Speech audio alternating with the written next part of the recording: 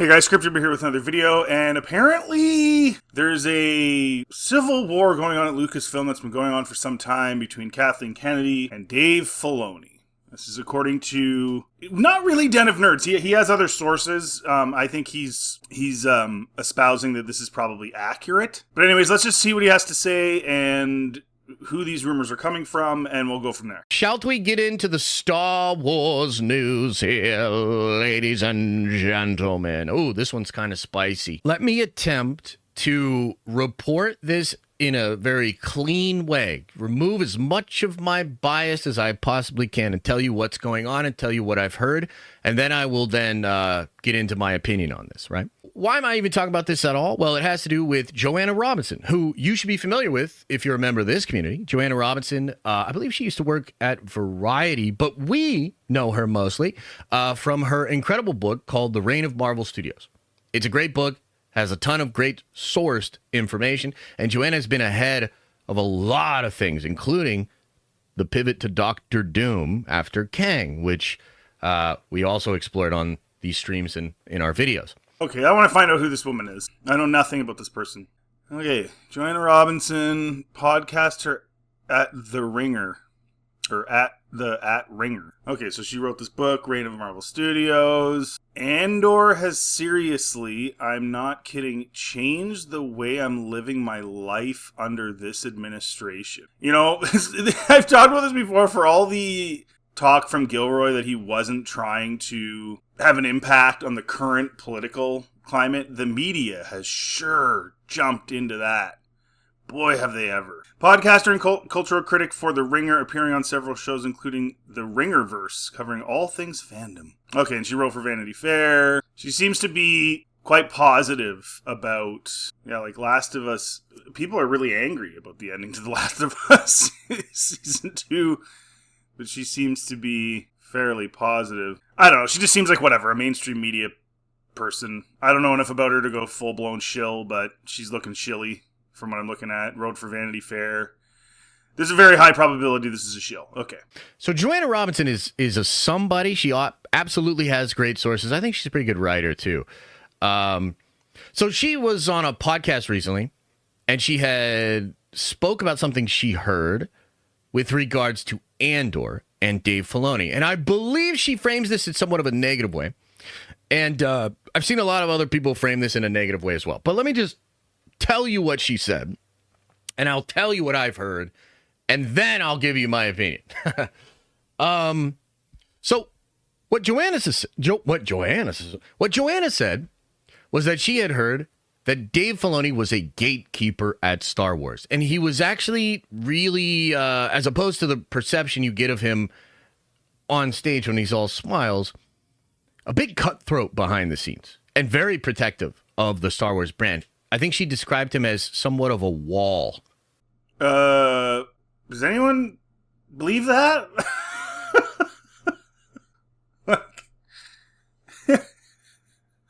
Does anyone believe that?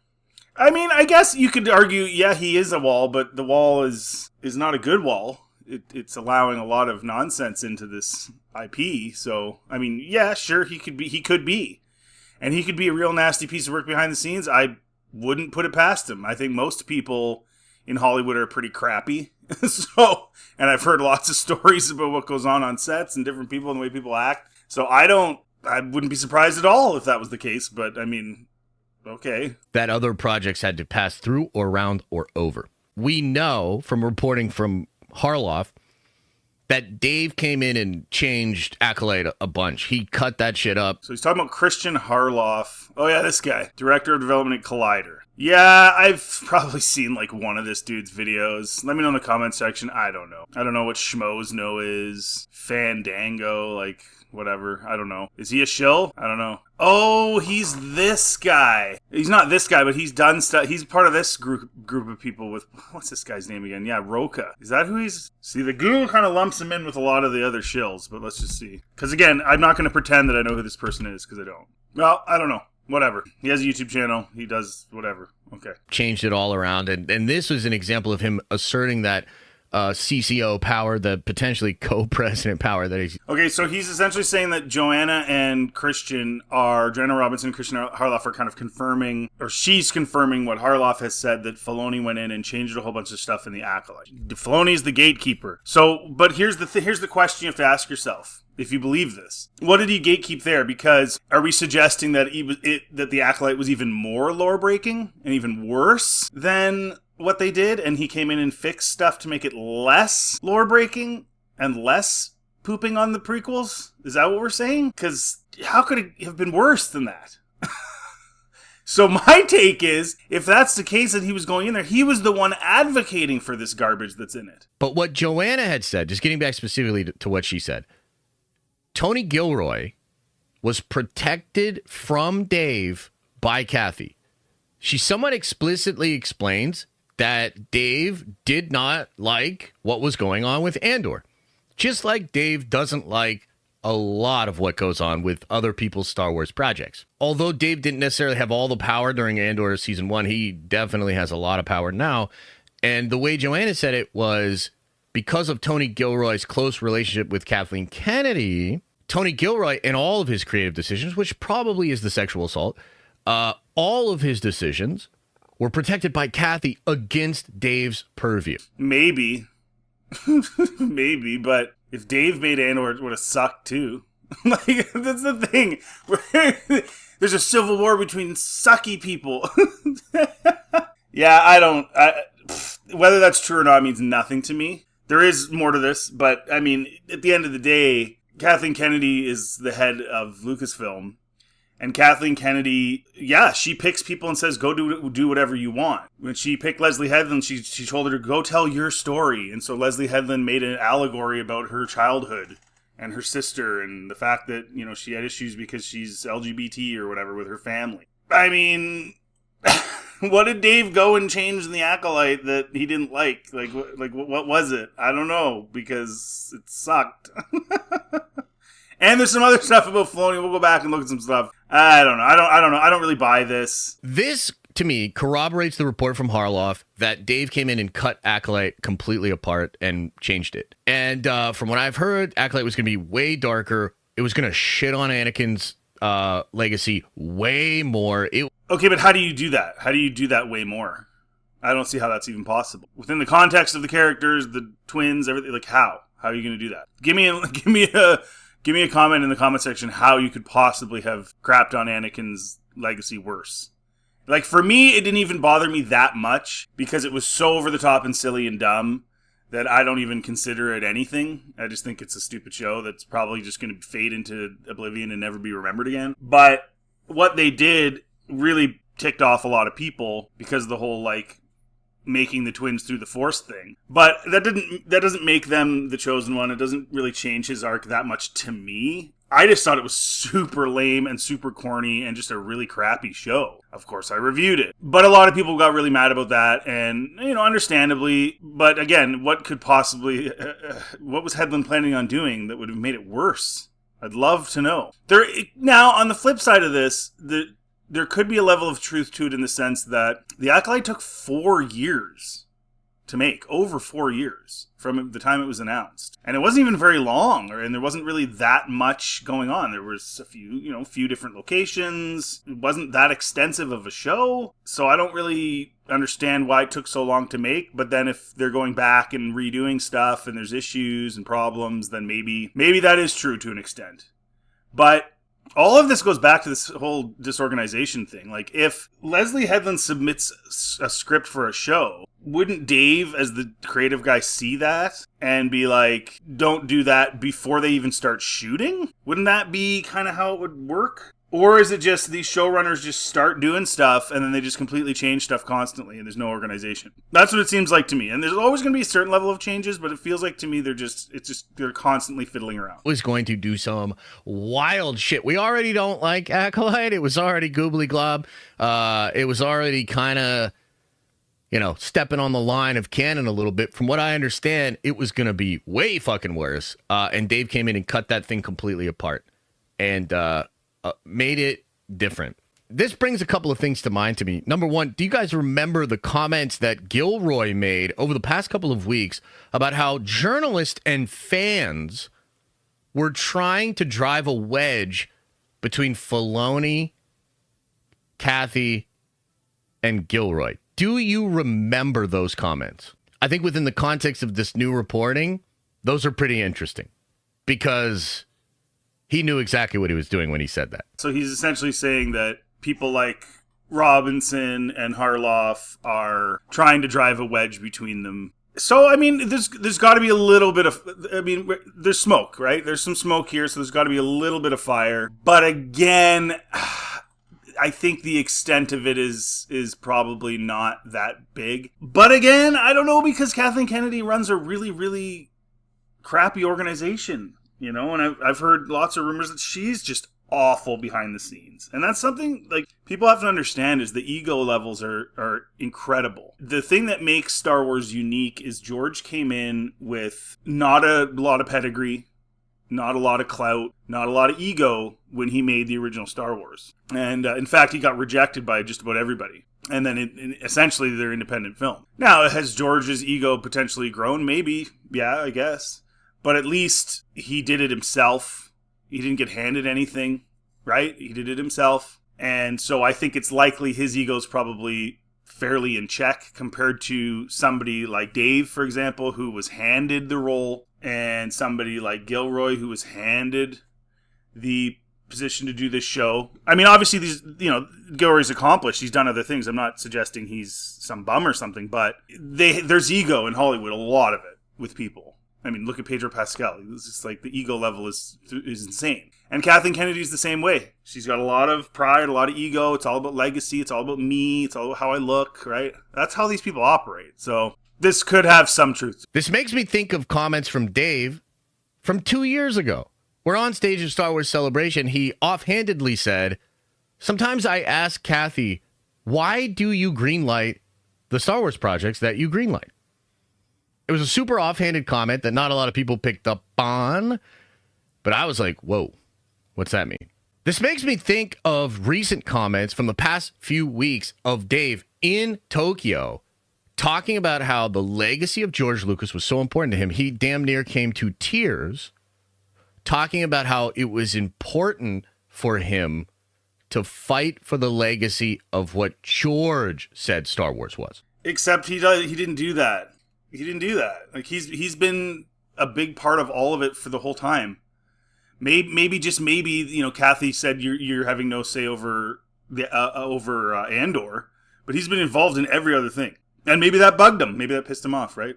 That he's involved in every project except for Andor. He was even involved in The Last Jedi. He was there when they were combing through ideas and what they were going to do, and he agreed with the fact that they couldn't have Luke be too prominent, or that would take away from Rey, right? Or it might take away from Leia. He stood up in a press conference years ago talking about how, you know, Star Wars needs to be more women-centric, and how, you know, and he said it in an okay way in the sense that he said, you know, men aren't going to care if the main protagonist is a female as long as it's written well, which is a fair point. But he was on board with the Force is female, with the, you know, changing it to try and draw in the female audience more, which is a corporate decision. That's what you guys have to understand. None of this is a creative decision. They are trying to target that audience because they probably feel like that's the only audience that's actually growing. Now, as far as all the other stuff they've thrown in, whether, you know, the social political stuff, that's also being done for the same reason, because most women fall on that side of the aisle politically. That's been the way it's been forever, for decades. So you're trying to get their money and get them interested in Star Wars, right? More than they were before, because you see them as as the only burgeoning audience.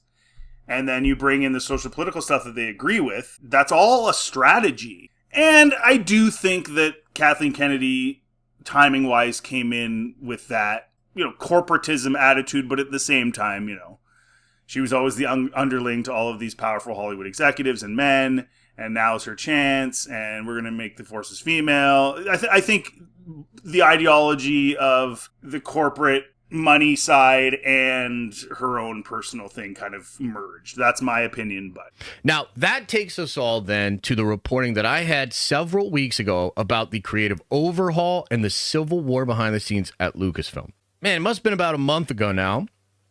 I got hit up from an old source, but an incredible source. A person that I haven't heard from in a long time. And this person hit me up with, a metric ton of information. And the information this source gave me is real. Because I asked my source about, what's going on with Kathy, right? I mean, obviously, she's on the way out, but maybe she's not. I'll die making movies, she says in the trades, the day the Nerd Theory reunion goes on, right? So it's been a little while. And I was like, what's the deal here, man? What's going on with Kathy? So it was described to me, the way that they phrased it was, there are people within Lucasfilm that want a complete overhaul of how Lucasfilm is greenlighting projects and making Star Wars. Basically, there was a camp there that does not want to do all these Rey movies, that does not want to do Andor, that does not want to do, frankly, stuff like Acolyte, and wants to literally overhaul completely how Star Wars makes its content. And it was described to me that a lot of the stuff we've been hearing in the press about Kathy was Kathy using mouthpieces to consolidate power and control because there was this struggle going on.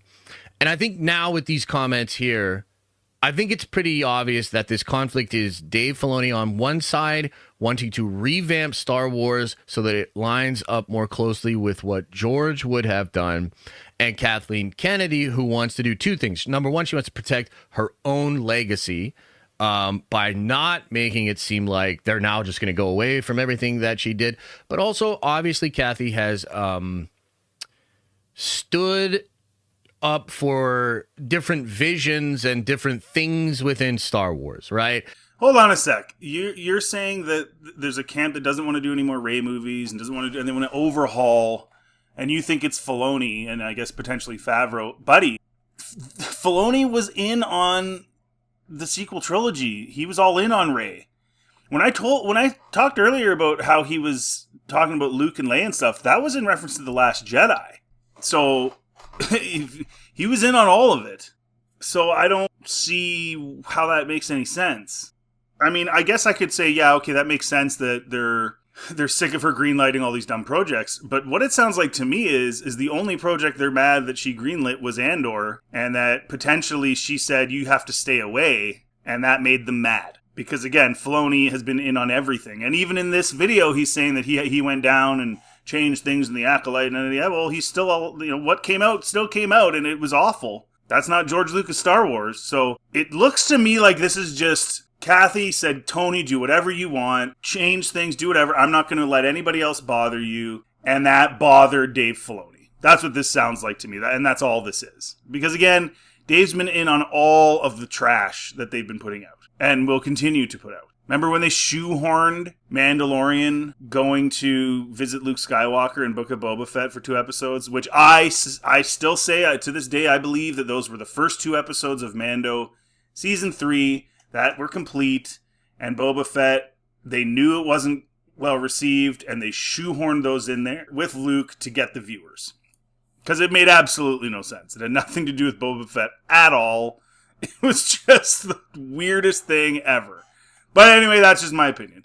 By the way, do you remember that Leslie Headland did an interview where she said that when she pitched Star Wars, almost everybody in the room didn't like her pitch except for Kathleen Kennedy? Like, these are the kind of things that I'm talking about. When you really pay attention here and you're really listening to what is being said, a pattern emerges, and it really does seem like on one side you have Kathy, who doesn't understand Star Wars and frankly treats it more like a corporate-owned IP that needs to branch out, diversify, become more accessible to the marketplace, all of these different concepts. And then you have a guy like Dave, who's a Pittsburgh boy that moved to California, didn't know a lick about how that town went down, and was hired by George Lucas himself and fostered as the next version of the creator. And then he pooped all over it. He took a dump on it. Like, Dave Filoni wrote Ahsoka. he wrote in that Sabine is now a Jedi out of nowhere with no training. So the idea that he would be against making Rey movies, like, and that Rey is an issue for him. He literally turned one of his characters from Rebels into yet another Force user who was stabbed. And the next day, Raging Rhino had the best description. I didn't think of this. It's a little cigar burn on her. You know, he wrote some real stupid stuff. Whales in space that take Thrawn and Ezra to another galaxy. You go inside the whales. And then at the end of Rebels, like, Thrawn was dead. The whales had smashed up his ship and stuff, and yet he's still alive. Ezra's still alive. And then Sabine with that just awful Force push. The zombie troopers that don't even act like zombies. Zombies are relentless. They're constantly going. They'll get you. They don't care. Like, they don't feel pain. But no, they're just like regular stormtroopers just with like red ribbons and like dirty uniforms. He wrote all that crap. So I don't see how he's being, quote, true to George Lucas' Star Wars either. This is the problem. The whole place is full of mental cases. And I used to think Favreau was the beacon of hope because he was so heavily involved with The Mandalorian, and the first 2 seasons, as much as I have some criticisms, were pretty good. Like, of all the things they've made, those first 2 seasons of Mandalorian are decent, I would say. I would say they're decent. Kind of crappy in ways, but when season 2 ended, I thought, you know what? Grogu's gone off with Luke, great. Get back to bounty hunting, perfect. This, you know what I mean? That's fine. That's a decent show. Have my problems with it, decent. Then season 3 came out, and I was like, oh no. They got to him. They got to John too. And it was just a mess of stupidity. He does all the Tales stuff, which are all just kind of pointless. He did write one of the Book of Boba Fett episodes, and that show's absolutely awful. Bad Batch I couldn't even watch. He wasn't really super involved with that. And he was involved in some Mandalorian stuff that it was okay. That's about all there is. Resistance, lame. I don't even know what that is. Rebels, no thanks. No thanks. Like, Rebels is just another one of Dave's ideas where, you know, Mon Mothma was supposed to be the head of the rebellion and a senator at the same time. And then Dave decided that she was going to give a big speech and be hunted by the Empire from much earlier. Why would you do that? What was the purpose of changing that? Just for the sake of it. Just so she can sit in the ghost ship and give her speech. Because it's his ship that he made. He didn't make Mon Mothma, but he made all the other characters in that ship. And then, of course, Ahsoka being alive. George Lucas has said she should be dead. He's literally said that. And she's still alive. Well past the OT. He's not doing George Lucas Star Wars. In what world are you living in that he's doing George Lucas Star Wars? I don't get it. George Lucas really put a lot of faith in him. And unfortunately, he was wrong. And no, it doesn't say he was involved directly with the sequel trilogy, but he was in meetings. There's quotes, there's things in books. He was there. 100% he was there for all of it. He didn't get any actual credits, but he was there. He counseled on Obi-Wan Kenobi. See, this is what I mean. He's there.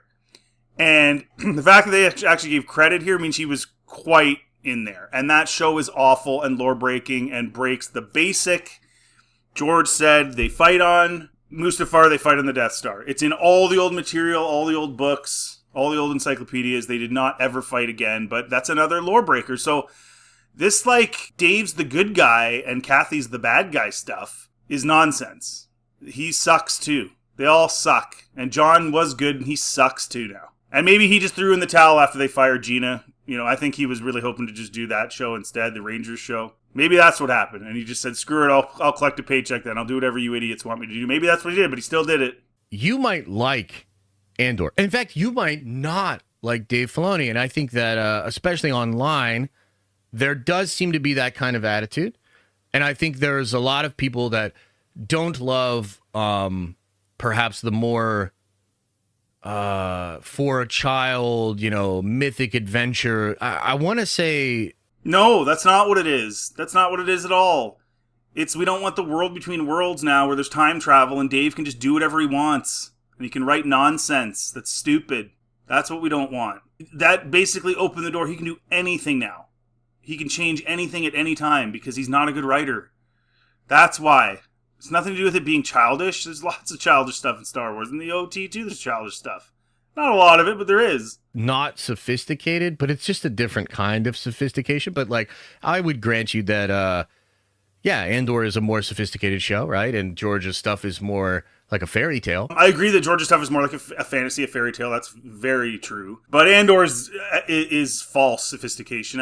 You can watch any of my videos about it. I was on live with Star Wars Girl on Wednesday. We talked about it, and it's the illusion of sophistication because there's so many plot points that make absolutely no sense, but then they have big words and long monologues. And then dumb people feel smart when they watch it because they hear the big words and the long monologues, but they don't actually think about what's happening in the plot and how it is completely senseless in so many respects. So many stupid decisions by people in the show. So many needless scenes that add nothing. So it's veiled in false sophistication. It's actually pretty stupid. I think there's obviously been a rift within the fandom, especially over the past couple of years, of people that feel that Star Wars needs to branch out, reinvent itself, do more stuff like Andor. And then there are people like me that completely reject that and say, no, Star Wars is what it is. If you change it too much, it no longer is Star Wars. It's just sci-fi with the Star Wars name on it that might occasionally dip into the mythic, but it is not, at that point, Star Wars. Well, they've been doing that with everything. None of it was Star Wars. You could argue that it looked like Star Wars, but when you're breaking established lore like Dave does, just like Tony does, just like everybody does, and you're rejecting things that George directly said to do, whether it was killing off Ahsoka when she should have died, whatever it is, the Empire, the Palpatine not coming back, he said very explicitly that would never happen in his sequels. I don't know what to tell you. Like, you could argue that those are more Star Wars-y, but they're still not good. They're still not Star Wars in the sense that they're keeping with how things have gone. And if what he's saying here is that the stylization is more Star Wars, to a degree, I would argue that the Ahsoka show stylistically, like, and what I mean by that is the pacing and some of that other stuff, maybe, but even that isn't that great. And the Acolyte is like, let's put Matrix fighting, and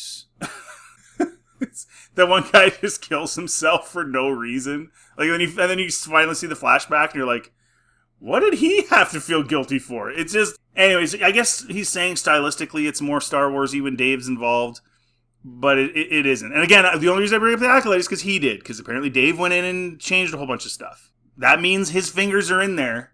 He didn't get any credits on his Wikipedia page, but that means his fingers are in the soup, so you can't, if that's what happened, right? You can decide how you feel about it.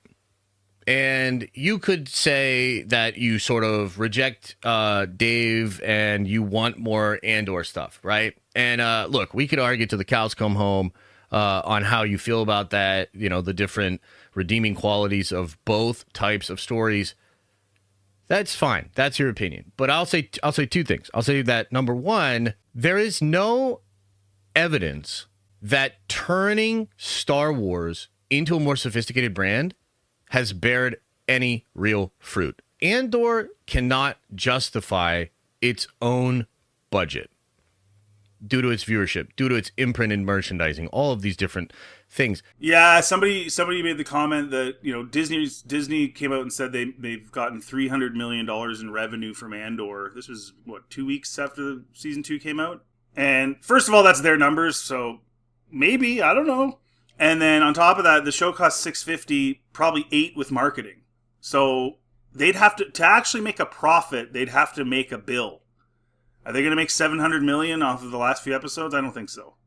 So it's a failure. It's going to lose the money. And he's right in that sense. The answer is not to keep branching out and doing all these different styles of Star Wars. What needs to happen is people who actually understand Star Wars and care about Star Wars need to be running it, not somebody who's trying to make a point, right? People that are trying to make a point, whether it's Tony Gilroy, whether it's Kathleen Kennedy, whether it's Dave, right? His waifu's got to survive forever. All his people have to be there. He has to change post-Jedi lore, all that stuff. That's people that maybe care about Star Wars, but they care about themselves more.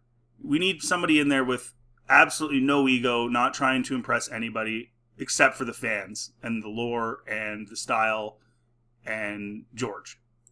it doesn't seem to actually work. And we don't have official numbers, okay? And, I'm really interested to see what the actual streaming numbers were for Andor Season 2, because I think that the show's release schedule was, designed to make it chart. I mean, you have 12 episodes dropping in a 1-month period, and they're long form, right? So that's like a 2.5-hour movie each week, 10 hours of movies in a month time. I mean, if this thing doesn't chart, it will be a hilarious blow up in your face. I think it did chart in its week 2, if I'm not mistaken, it did. But it charted against a really weak. I think it might have got 700 million minutes watched.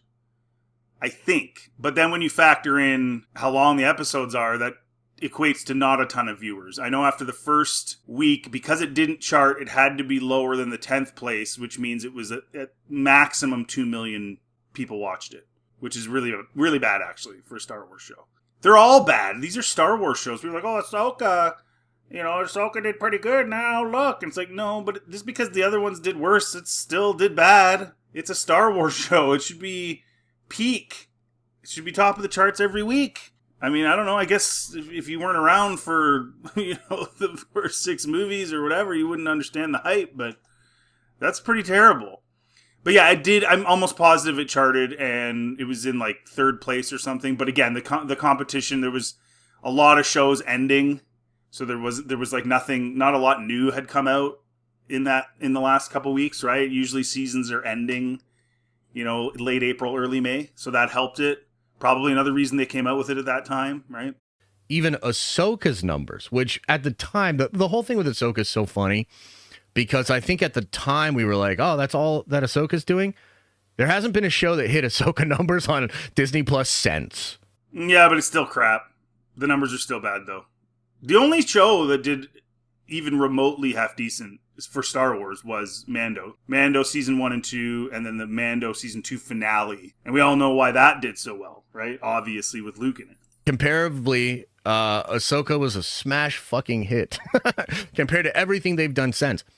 The biggest moment before that in Star Wars was Mandalorian season 2, the brainchild of Dave and John.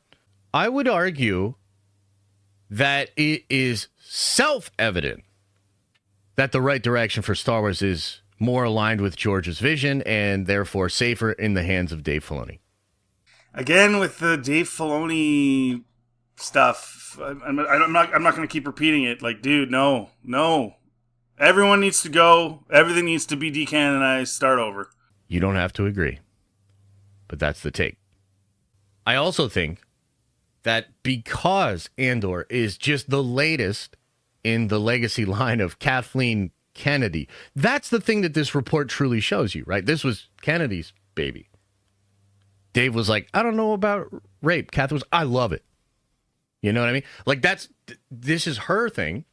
I find it so wild that so many people that can acknowledge how bad she has been at running this company in so many different ways, just because Andor felt more serious and you liked that, you're going to ignore that its conception was very likely a mistake. And the best predictor of future behavior is past behavior. And I would argue that even those among you that currently love Andor and that are going to bat for it, or you want to defend it, or you want to say Gilroy over Filoni or whatever, all of that conversation would not even be possible had she not decided to make that show. So it's still her fault. Even your complaining is her fault. It would be like having a restaurant that made incredible sushi and deciding one day you wanted to do Belgian waffles. And then you made some Belgian waffles, and a portion of your sushi customers were kind of like, I don't even know if I like sushi that much. Belgian waffles are the shit. Except it wasn't fantastic sushi, though. What Dave Filoni's put out hasn't been. Kenobi was awful. Lore-breaking mess. Made Bail look dumb. Totally ruined the whole hiding on Tatooine. There's Inquisitors. Oh, it was awful. Hiding Leia in a bag or in your coat. That show was absolutely atrocious. So no, it wasn't the best sushi in town that was switched for Belgian waffles. It was a garbage bin and then switched to a different garbage bin. Like, that's what it was. That's called brand dilution. It is a mistake. Objectively. I agree it was a mistake, but it's just it's a snowball that's been going down the hill for quite some time. Like, it's not as if Andor all of a sudden it flipped the switch on anything. It was just another desperate attempt to make something that was good, but it sucked because everything they make sucks. I find it so fascinating that this article and this scoop from Joanna just confirms that, yes, Dave is not as nice behind the scenes. In fact, he is fighting hard. He's fighting hard. Yeah, he's fighting hard to turn Sabine into a Jedi out of nowhere. Force pushing with no training, and yay. And bringing Ezra back, because you can't let any of Dave Filoni's characters go away. They all have to live forever. He's fighting. He probably is a dick behind the scenes, but they all are. It's Hollywood. He's being a real hard ass about this. And he's being a hard ass because he strongly feels Star Wars should align with how George saw it when he first created it.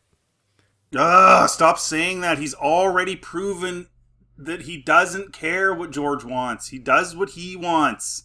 Again, somewhat stylistically, it's the same, but in every other respect, he's rejected what George wanted. What are you talking about? He is the CCO.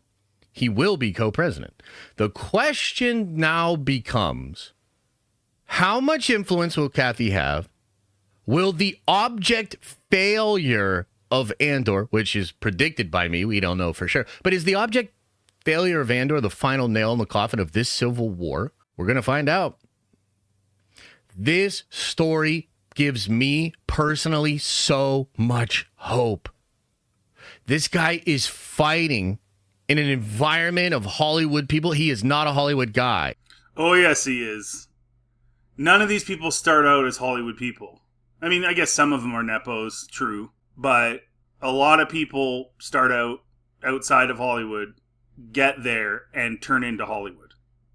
That's why they call it a cesspool. We've seen Dave Chappelle talk about this. We've seen Cat Williams talk about this. We've seen so many people prove it with their actions and words. I don't think an outsider stays an outsider unless he's successful on his own. And that's what I was getting to. At the very beginning of this video, that's what the difference is with George Lucas. He was successful on his own. And then he doesn't fall into the cesspool. And he doesn't become this ego-driven maniac. Now, outside of one particularly bad incident, you could argue Mel Gibson was the same way. He made his own thing. He financed his own movies and made it, and he doesn't strike me as a particularly egotistical guy. He could be, but he doesn't strike me that way, despite the fact that he got hammered and said some really stupid things that one night and didn't know he was being recorded. So you know, the point is Dave is very much Hollywood. If he wasn't Hollywood, Ahsoka would be dead. There wouldn't be another galaxy. There wouldn't be a whole bunch of stuff that he's done if it wasn't about Dave Filoni. So there's a group of people on YouTube, on the internet, some very prominent people that really do think that Star Wars can be saved. And this is sort of the main point of this video I'm making. And that, you know, they convinced themselves that there's this civil war. All it was, again, Dave just wasn't allowed to have input on Gilroy's thing when he's had input on basically everything else. He just wasn't allowed, and that pissed him off, and that's literally all that happened, as far as I'm concerned. But they think that there's a civil war, and that if only this person would win it, if Dave could win it, everything's going to change, and he's going to save Star Wars. It's not savable. It can only be Alderaan and start again from I would argue pre-Clone Wars. I know George had some involvement in that, but that show kind of is where this whole problem with all the lore breaking and everything started, and Dave was the guy behind that show pretty much. Yes, George also agreed with some stuff. I get it. But he also said very recently, after all of this has happened, his 6 movies are his 6 movies and everything else is just other people's stuff. Okay? That's what he said. I would argue going all the way back to then and starting again. Getting rid of all these stupid shows, getting rid of all this extra crap, sticking to strictly movies, having them more rare and better continuity and everything else. Dave Filoni's not safe. You can't turn it around. Even if he was a really good guy, you can't turn it around now. It's too late. In an environment of power-hungry people, he is not a power-hungry guy. He is a good old boy. He is a blue-collar Pittsburgh guy. He is a Yinzer. I've spoken to him. I've spoken to people that know him. In that world, in that environment, he is fighting for what he personally believes is right, and that is that Star Wars should be like what George Lucas had. And to me, that's an incredible fucking thing. I'm grateful. I am thankful. You know, I was a bit concerned after the whole story with the grape that I was like, how could Dave have signed off on this, right? And I almost felt like when he was damn near in tears at Celebration talking about defending George's version of Star Wars, I almost felt like he was talking about that exact thing. And now I feel much better because he did not want it in there. And Kathy insisted. And I don't know that Kathy necessarily insisted on that either. That was just what Tony wanted to put in, and she said, Tony, do whatever you want. But Dave Filoni is the baby guy, right? If you want more baby stories in Star Wars, go for Dave Filoni. And I'm not talking about what he said earlier about childishness. I'm talking about baby stories, where there's a baby or a little kid, and all the adults around them, or the adult that's in their life, is not their parent, but is saving them from something. Look at how much stuff he's put out that is the case. This goes all the way back to the Clone Wars. It's all the way through Mando. It's going to be in the Mandalorian and Grogu movie. It's all linked together. Omega in the Bad Batch. On and on and on and on. Adventures in Babysitting. He must have really been influenced by that movie. Maybe he had a crush on Lindsay Lohan when he was a kid. I don't know. But that's what he does. I just wanted to mention that because it's like, that's what you want, bro? Is you want like just... So, okay, you don't want Andor. You don't want it to be like that. Okay, I get that. I don't really either. But you want it to be like Dave, so it's like the total opposite. It's Adventures in Babysitting? Just constant? That's dumb. That's not Star Wars either. In George's 6 movies, there's a very small amount of Adventures in Babysitting, right? With the Phantom Menace. Which, to me, looking back, it would have been better if they had started off his arc when he was older, maybe 10 or 12 or something like that. But alas, that's what we got.